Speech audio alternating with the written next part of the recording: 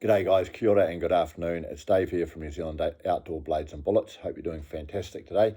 Recently I produced a video on the standard New Zealand Green River style skinning knife, and there were quite a few comments on there, so thanks those people who viewed it and commented. And someone made mention of the traditional sheath setup that would go with this typical design knife. And this was very, very common in the baby boomer generation. You still do see it today.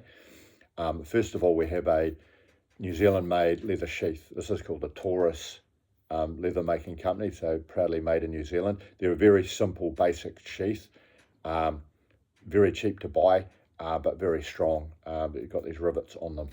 A real standout feature of the traditional knife setup here is you have a steel, honing steel to sharpen the edge on its own sort of setup on the scabbard, which obviously comes in handy.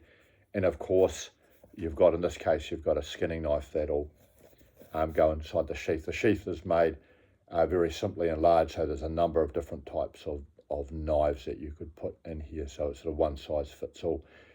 But back on the farm in the old days, and hunters, bushmen, women, whatever, would typically often carry something like this, particularly the baby boom generation. You will still see setups like this today.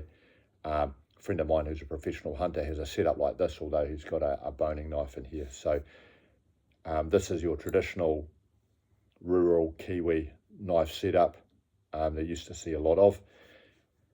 These days, guys are more interested in lightweight knives, so you won't see this sort of a setup these days so often because it's just considered to be a little bit heavy and bulky, but still in use. Anyway, if you got this far, love to hear from you. Have a fantastic day. Cheers.